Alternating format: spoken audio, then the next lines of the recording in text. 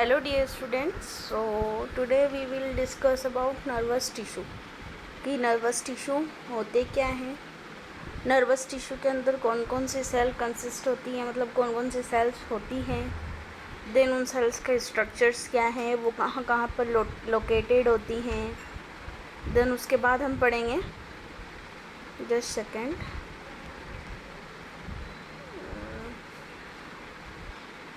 Then उसके बाद हम पढ़ेंगे उनका डायग्राम क्या है, देन प्रॉपर्टीज़ ऑफ न्यूरॉन्स, इन सब के बारे में आज हम पढ़ने वाले हैं।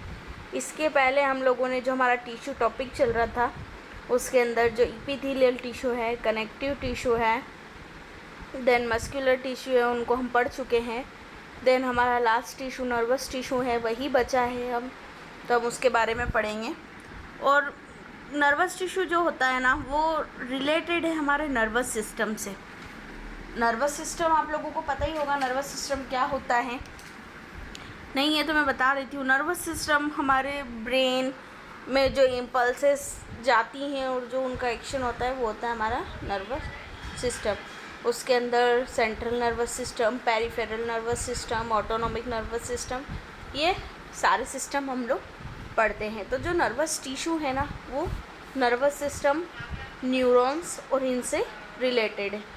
मतलब टिश्यू है तो ऑब्वियस सी बात है, जो नर्वस सिस्टम के अंदर है ना, वो नर्वस टिश्यू ही है। क्लियर? तो नर्वस सिस्टम में हम लोग न्यूरॉन्स वगैरह पढ़ते हैं, तो वही चीज़ हम नर्वस टिश्यू के अंदर पढ़ेंगे कि नर्वस टिश्यू के अंदर हम लोग न्यूरॉन्स पढ़ेंगे, न्यूरॉन्स का स्ट्रक्चर देखेंगे, देन कितने टाइप्स के न्यूरॉन्स होते हैं, इन सबको हम स्टडी करेंगे। ठीक है, तो कहीं ना कहीं जो नर्वस टिश्यू है वो हमारे नर्वस सिस्टम से रिलेट करता है। क्लियर? तो हम स्टार्ट करते हैं nervous tissue. So nervous tissue consist of mainly 2 types of cells. जो नर्वस टिश्यू रहता है वो कंसिस्ट करता है मेनली 2 टाइप्स ऑफ सेल्स को। मतलब हर जगह हमारी बॉडी के अंदर सेल्स है, तो मेनली जो नर्वस टिश्यू, इनके अंदर भी जो 2 टाइप्स की सेल्स होती है वो कौन सी होती है? एक तो होती है न्यूरॉन्स और एक होती है न्यूरोग्लियल सेल्स। ठीक है, या न्यूरोग्लिया सेल्स। ये 2 टाइप्स की सेल्स हमारे नर्वस टिश्यू के अंदर होती है। अब जो न्यूरॉन्स रहता है ना, the neurons derived from ectoderm are highly specialised to conduct impulses called action potentials. ठीक है, तो जो न्यूरॉन्स होता है ना, मेनली ये क्या वर्क करता है कि कोई भी इम्पल्स हमारे, मतलब मैसेज गया हमारे ब्रेन तक, उनका मैसेज ले जाना और उन पर एक्शन शो करने का वर्क कौन करता है? जो न्यूरॉन सेल्स होती हैं वो करती हैं। क्लियर? तो ये डिराइव्ड काम कहाँ से होता है? इस डिराइव फ्रॉम इक्टोडर्म। और इसके अंदर हाईली स्पेशलाइज्ड सेल्स होती हैं जो कंडक्ट करती है इम्पल्सेस को। इम्पल्सेस क्या होती है? हम किसको बोल सकते हैं इम्पल्सेस? जो तरंगे आती है, मतलब तरंगे ऐसी कोई तरंगे नहीं, एक मैसेज के थ्रू हमारी बॉडी में नर्व के थ्रू, नर्व इम्पल्सेस मैसेज पहुंचाने का काम करती है हमारे CNS तक। CNS मतलब सेंट्रल नर्वस सिस्टम तक। ठीक है, ब्रेन तक पहुंचाने का काम करती है नर्व इम्पल्सेस। तो क्या हुआ? हाईली स्पेशलाइज्ड जो कंडक्टेड इम्पल्सेस रहती है ना, वो कंडक्ट कर लेती है इम्पल्स को, तो इसलिए हम उनको क्या कह रहे हैं? Called action potential. Clear? Neuron जो रहता है ना, वो डिराइव्ड होता है, बनता है कहाँ से? इक्टोडर्म से। और इसके अंदर क्या रहता है? एक highly specialised conduct impulses cells रहती है जो इम्पल्सेस को कंडक्ट करती है, इसलिए हम उसको बोल रहे हैं एक्शन पोटेंशियल। एक्शन पोटेंशियल उनको कह सकते हैं हम लोग, मतलब एक्शन पोटेंशियल का मीनिंग ये है कि एकदम से मैसेज आना, एक्शन मतलब इम्पल्सेस को ले जाना और इम्पल्सेस का रिप्लाई देना, दैट इज़ एक्शन पोटेंशियल। ठीक है, जैसे कि फॉर एग्जांपल है, हमने कहीं गर्म चीज़ पर हाथ रख दिया तो दैट इज़ मैकेनिकल एनर्जी। वो मैकेनिकल एनर्जी या मैकेनिकल इम्पल्स क्या करेगी? हमारे ब्रेन तक जाते जाते इलेक्ट्रिकल इम्पल्सिस में कन्वर्ट हो जाएगी या इलेक्ट्रिकल एनर्जी में कन्वर्ट हो जाएगी। तो इसलिए हम इसको क्या कह रहे हैं? Action potential. और ये काम इतनी फास्ट होता है कि हम लोग नहीं कर पाते एकदम से इम्पल्स का मैसेज ले जाना कि हमने किसी गर्म चीज़ पे हाथ रखा और एकदम से मैसेज वापस आना कि हमको हाथ हटाना चाहिए। तो आप सोच लीजिए कि ये जो प्रोसेस है कितने कम समय में होती होगी। तो दैट इज़ एक्शन पोटेंशियल, मतलब एकदम इलेक्ट्रिकल एनर्जी पर रिएक्ट करना। तो अगर हम किसी चीज़ पर हाथ रख रहे हैं ना, तो वो हमारी क्या होगी, मैकेनिकल एनर्जी, और वो जो मैकेनिकल एनर्जी है वो हमारे ब्रेन तक जाते जाते इलेक्ट्रिकल एनर्जी में या इलेक्ट्रिकल एक्शन में कन्वर्ट हो जाती है। ठीक है, तो ये तो न्यूरॉन्स था जो कि क्या करता है, इक्टोडर्म से डिराइव्ड होता है। इसके अंदर हाईली स्पेशलाइज्ड कंडक्ट इम्पल्सेस रहती हैं, सेल्स रहती हैं जो कि क्या करती हैं, जिनको हम क्या बोलते हैं, एक्शन पोटेंशियल्स। ठीक है, अब न्यूरॉन के बाद हम आते हैं सेकेंड जो हमारी सेल्स है, न्यूरोग्लियल सेल्स। ठीक है, यानी न्यूरोग्लिया सेल्स। मेनली ये सेल्स क्या करती हैं, primary functions to support and assist neuron. ये क्या करता है, प्राइमरी फंक्शन है जो क्या करता है, सपोर्ट करता है, और असिस्ट मतलब हेल्प करना। ठीक है, ये किसी चीज़ को चलाना। तो ये क्या करता है, एक तो सपोर्ट प्रोवाइड करता है न्यूरॉन को। न्यूरोग्लियल सेल्स क्या करती है, हमारे न्यूरॉन को सपोर्ट प्रोवाइड करती है एंड असिस्ट करती है, हेल्प करती है उसके फंक्शन में। क्लियर। तो ये हमारे न्यूरोग्लिया सेल्स का प्राइमरी फंक्शन हो गया। तो neuroglials are about 5 types are abundant as neurons. तो जो न्यूरोग्लियल सेल्स रहती है ना, ये क्या रहती है, 5 टाइम्स ज़्यादा नंबर्स में या ज़्यादा क्वांटिटी में प्रेजेंट होती है न्यूरॉन्स के कंपैरिजन। ठीक है, are abundant give times as abundant is neuron, या इसका जो एक्शन है वो न्यूरॉन्स के कंपैरिजन ज़्यादा होता है। वैसे तो जो मेनली वर्क करता है इम्पल्स कंडक्ट करने का काम वो हमारा न्यूरॉन करता है, बट कहीं ना कहीं न्यूरॉन को सपोर्ट करने का काम हमारी न्यूरोग्लियल सेल्स करती है। ठीक है, तो न्यूरोग्लिया सेल्स क्या है, the neurons of the central nervous system are support by 4 types of non excitable glial cells. अब न्यूरोग्लिया के बारे में हम थोड़ा सा और पढ़ेंगे कि न्यूरोग्लिया क्या है। तो the neurons of central nervous system, मैंने आपको बताया जो न्यूरॉन्स है वो हमारे सेंट्रल नर्वस सिस्टम से रिलेटेड है। ठीक है, या उसमें लोकेटेड रहते हैं। ठीक है, तो सिस्टम और सपोर्ट, ये सिस्टम को सपोर्ट करती हैं। मैंने बताया न्यूरोग्लियल सेल्स के अंदर ही हम पढ़ रहे हैं by 4 types of non excitable glial cells. 4 types की नॉन एक्साइटेबल ग्लियल सेल्स मैंने बताया। नोरोग्लियल सेल्स का, ये न्यूरोग्लियल सेल्स, जो प्रोनाउंसिएशन आप लोगों को ठीक लगे। तो ये 4 टाइप्स की सेल्स उसको सपोर्ट करती हैं। अब नॉन एक्साइटेबल का मीनिंग क्या होगा, they sell do not generate action potentials. वो सेल्स जो एक्शन पोटेंशियल को जनरेट नहीं करती है। जैसे कि मैंने आपको बताया न्यूरॉन क्या करता है, कंडक्ट करता है इम्पल्सेस को, और एक्शन पोटेंशियल होता है, मतलब जैसे ही इम्पल्सेस का मैसेज आता है वापस उन इम्पल्सेस का रिप्लाई करता है। बट जो न्यूरोग्लियल सेल्स होती है वो एक्शन पोटेंशियल नहीं होती हैं, वो इम्पल्सेस को कंडक्ट नहीं करती हैं। ठीक है, तो वैसे ही वो सेल्स नॉन एक्साइटेबल सेल्स उनको बोल रहे हैं जो एक्शन पोटेंशियल नहीं है। तो उसके अंदर मेनली हम 4 टाइप्स की सेल्स पढ़ेंगे। तो जो 4 टाइप्स की सेल्स है उनके क्या नाम है, they are astrocytes, oligodendrocytes, microglia and epidermal cells. Clear. तो इन सेल्स के बारे में हम पढ़ेंगे कि ये सेल्स स्ट्रक्चर क्या होता है इन सेल्स का, देन इनके फंक्शंस क्या होते हैं, ये कहाँ पर लोकेटेड रहती हैं। क्लियर। उसके बाद इनके यहाँ स्ट्रक्चर मैंने ड्रॉ कर रखे हैं, आपको दिख रहे होंगे। देन उसके बाद हम स्टडी करेंगे न्यूरॉन्स के बारे में। ठीक है, देन उसके बाद हम स्टडी करेंगे न्यूरॉन्स के बारे में। न्यूरॉन्स के बारे में के बाद में हम लोग वो करेंगे कि न्यूरॉन्स के अंदर एक्सोन क्या होता है, डेंड्राइट्स क्या होते हैं, सेल बॉडीज़ क्या होती हैं। Clear. So let we start, हम लोग सेल्स पढ़ना स्टार्ट करते हैं। क्लियर। तो हम फर्स्ट टाइप की जो सेल है उसको पढ़ते हैं, एस्ट्रोसाइट्स। इसका स्ट्रक्चर क्या होता है, stellate with numerous process. Stellate का मीनिंग होता है arrange in radiating pattern like that of star. ऐसे अरेंज रहती हैं ये सेल्स जैसे कि एक स्टार हो। क्लियर।